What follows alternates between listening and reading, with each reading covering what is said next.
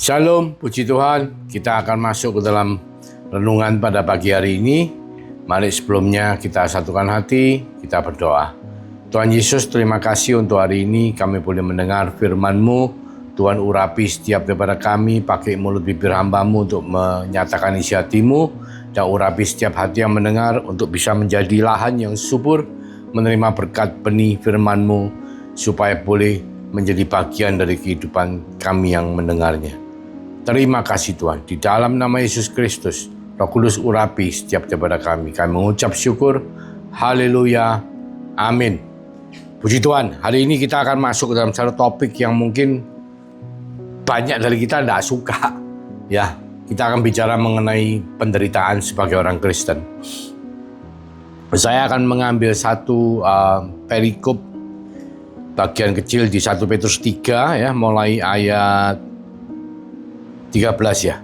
Di sana judul perikop adalah menderita dengan sabar. Ayat 13 dikatakan, dan siapakah yang akan berbuat jahat terhadap kamu jika kamu rajin berbuat baik? Tetapi sekalipun kamu harus menderita juga karena kebenaran, kamu akan berbahagia. Ya, menderita tapi berbahagia. Sebab itu janganlah kamu takuti apa yang mereka takuti, dan janganlah gentar. Tetapi kuduskanlah Kristus di dalam hatimu sebagai Tuhan, dan siap sedialah pada segala waktu untuk memberi pertanggungjawaban kepada tiap-tiap orang yang meminta pertanggungjawaban dari kamu tentang pengharapan yang ada padamu. Tetapi haruslah dengan lemah lembut dan hormat, dan dengan hati nurani yang murni, supaya mereka yang memfitnah kamu karena hidupmu yang saleh dalam Kristus menjadi malu karena fitnahan mereka itu. 17, ini ayat kuncinya.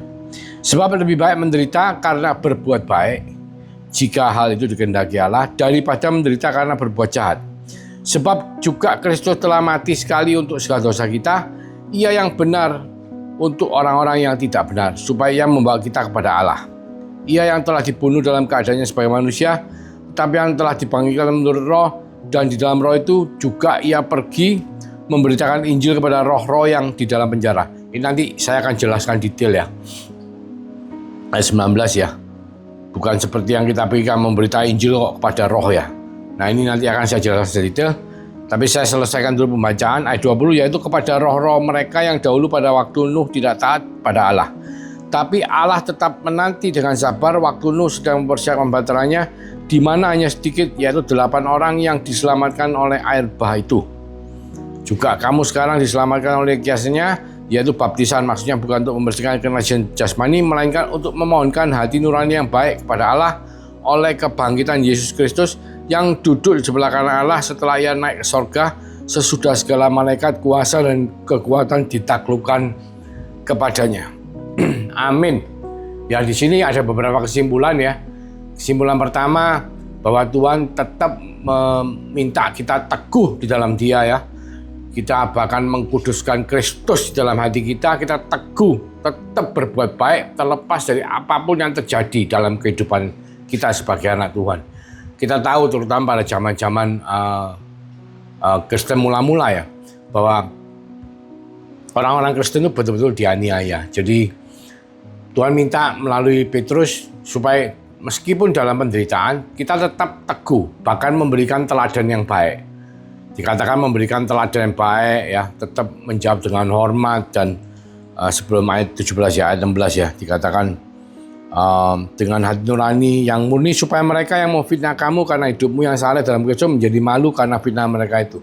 Jadi apapun yang terjadi, kita tidak boleh membalas jahat dengan jahat, tapi kita bakal membalas jahat dengan baik. Contoh yang kita mendoakan mereka yang menganiaya, mengampuni, memaafkan mereka.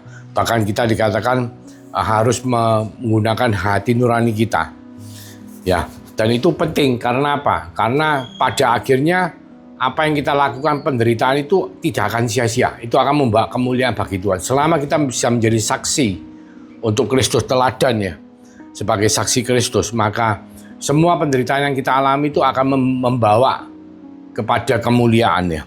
Ayat 17 dikatakan, ayat kuncinya, sebab lebih baik menderita karena berbuat baik, jika hal itu dikehendaki Allah, daripada menderita karena berbuat jahat. Saudara, kita semua tahu bahwa kita tuh hidup itu adalah pilihan. Kita pilihannya apa? Mau berbuat baik atau berbuat jahat. Ya, seringkali kita tidak sadar kita kepingin ini, kepingin itu, sehingga akhirnya kita jatuh ke dalam dosa. Seperti di Yakobus katakan, bukankah keinginan kita itu membuat kita akhirnya jatuh ke dalam dosa. Kita ingin ini, ingin itu, akhirnya kita mengejar hal-hal tersebut, membuat kita jatuh ke dalam pencobaan. Pirasmos. Karena apa? Bukan Tuhan yang memberikan pencobaan, tapi diri kita sendiri. Keinginan kita sendiri membuat kita masuk ke dalam penderitaan.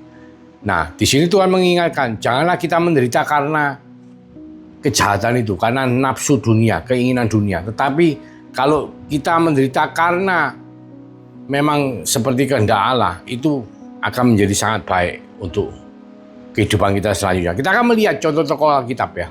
Yang jelas Tuhan Yesus menunjukkan dengan jelas di perikop ini bahwa di ayat 18 dikatakan, sebab juga Kristus telah mati ya. Kristus Yesus yang adalah salah satu pribadi dari Allah Tritunggal yang setara dengan Allah. Dikatakan dia itu iso ya, setara in quality and in quantity, dalam kualitas dan kuantitas dengan Allah Bapa.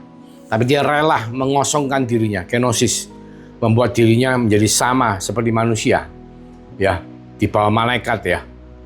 Supaya apa? Supaya dia itu bisa menyerahkan kehidupannya, nyawanya disiksa untuk apa? Menebus, mencurahkan darahnya, menebus dosa-dosa saudara dan saya, membayar lunas.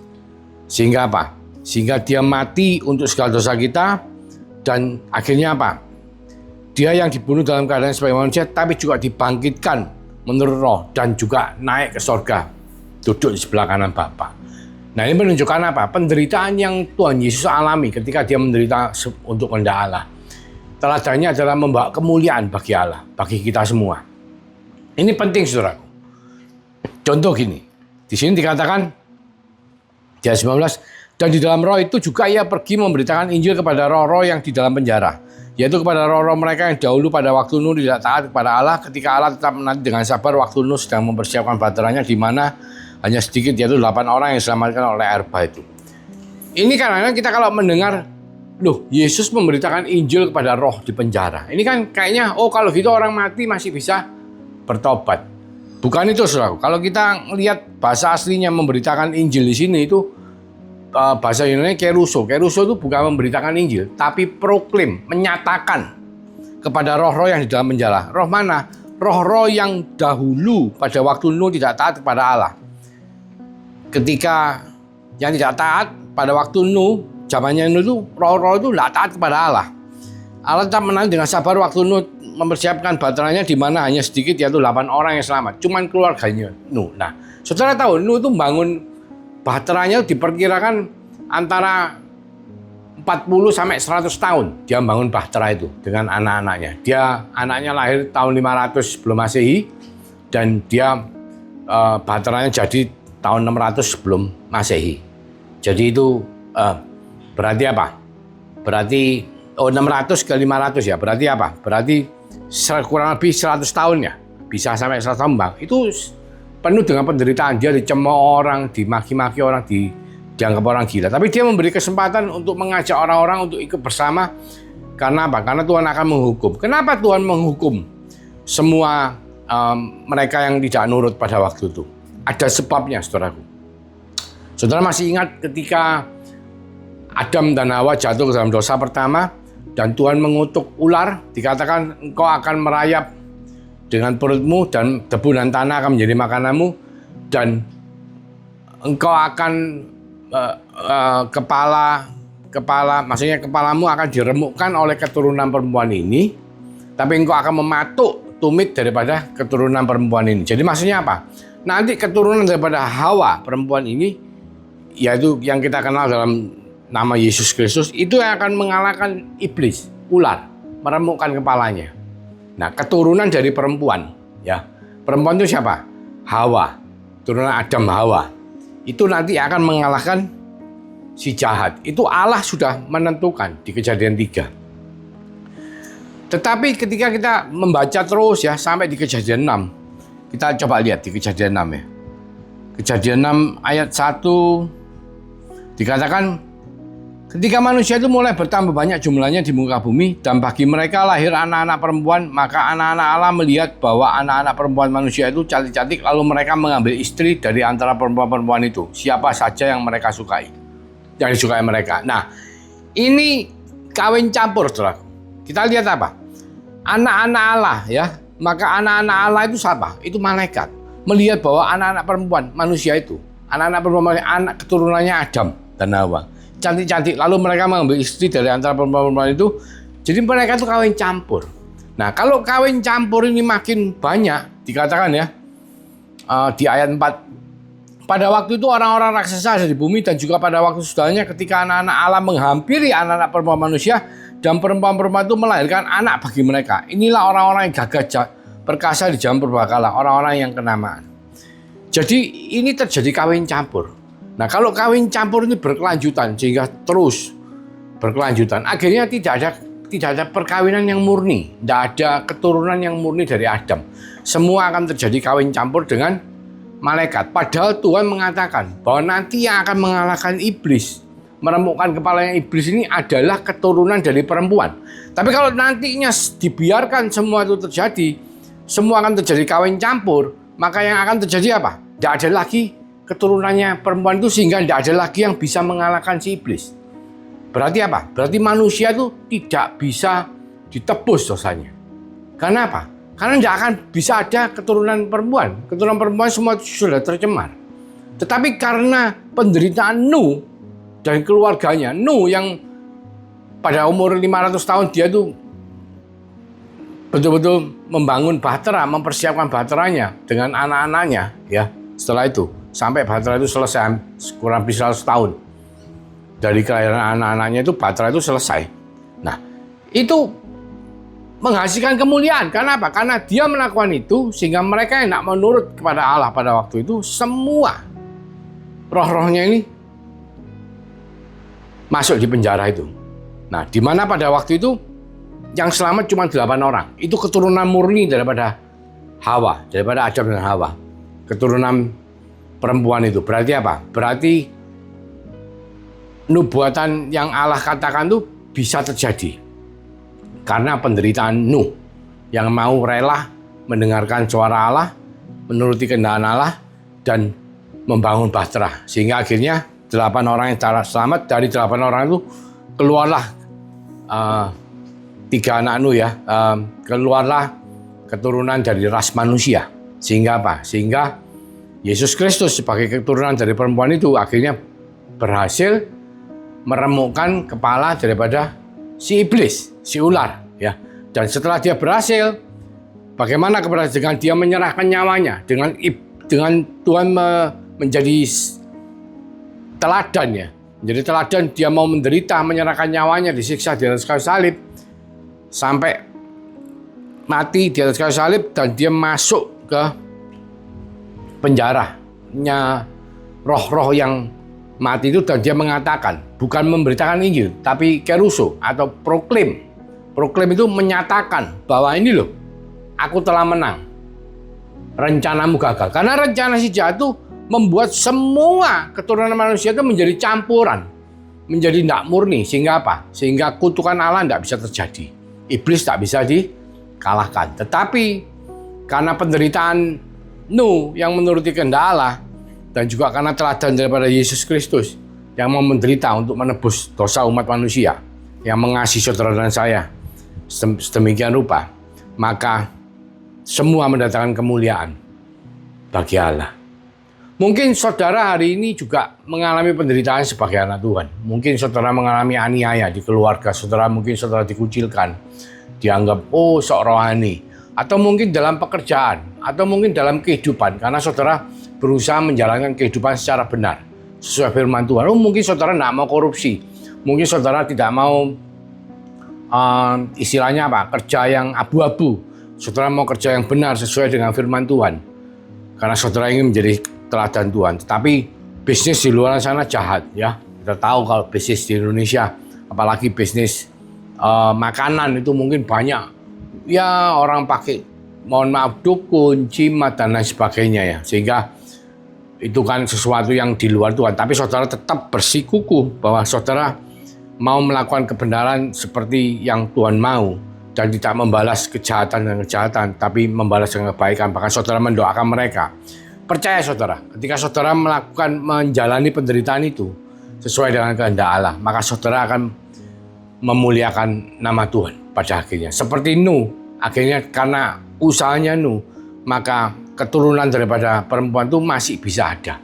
Karena apa yang Tuhan Yesus lakukan, maka saudara dan saya hari ini bisa memiliki iman yang menjamin keselamatan kekal kita bersama-sama dengan Tuhan. Juga satu tokoh lagi yang kita patut teladani lihat adalah Daud. Kita semua tahu bahwa Daud itu ketika dia berhasil mengalahkan Goliat dan dia diangkat menjadi tentaranya Saul, bahkan akhirnya menjadi jenderalnya tentaranya Saul, dia semestinya berjasa. Tetapi karena Saul iri kepada Daud dan Daud dikejar, mau dibunuh, akhirnya Daud lari dan dia menderita sekali dalam pelarian itu. Meskipun akhirnya dia mempunyai 2 kali kesempatan untuk membunuh Saul, tapi dia tidak mau membunuh Saul karena dia percaya firman Allah yang mengatakan jangan kau ganggu orang yang kuurapi. Dan dia percaya Saul dipilih oleh Allah dan dia tidak berani untuk mengutik Saul. Meskipun dia tahu ketika dia tidak membunuh Saul, maka dia akan selalu dikejar. Dan penderitaan yang Daud alami, kalau kita lihat ceritanya kehidupan Daud, itu membuat dia itu dilatih untuk menghadapi kehidupan. Membuat dia mengalami satu proses yang membuat dia menjadi orang yang sangat tangguh.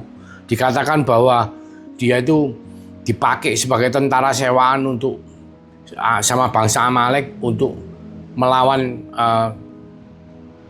perang di peperangan kepada bangsa-bangsa yang lain. Bahkan dia juga bisa mengalahkan bangsa Amalek, dia juga mengalahkan bangsa Filistin sampai akhirnya ketika Saul mati terbunuh oleh di dalam peperangan, maka Daud diangkat menjadi raja atas Yehuda. Yehuda itu cuma 2 suku, Yehuda dan suku Benyamin.